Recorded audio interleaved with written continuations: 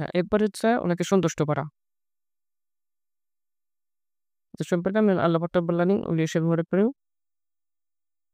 আল্লাহু ওয়া রাসূলুহু আহাক্কু আইয়ুরদুহু ইন কানা মুমিনিন।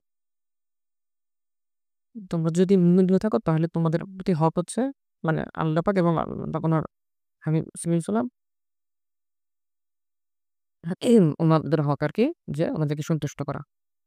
আর এই সম্মানিত হক আদায়ের ক্ষেত্রে অর্থাৎ সাহাবায়ে কেরাম রাদিয়াল্লাহু আনহুম সবসময় কোশিশ করতেন এবং ওনারা সবসময় চেষ্টা করতেন যে আসলে কিভাবে উনাদেরকে সন্তুষ্ট করা যায়। এবং উনাদের প্রত্যেকটা কাজ, প্রত্যেকটা কথা এবং সবকিছু ওই ওদেরকে সন্তুষ্ট করে কেন্দ্র করে ওনারা করতেন।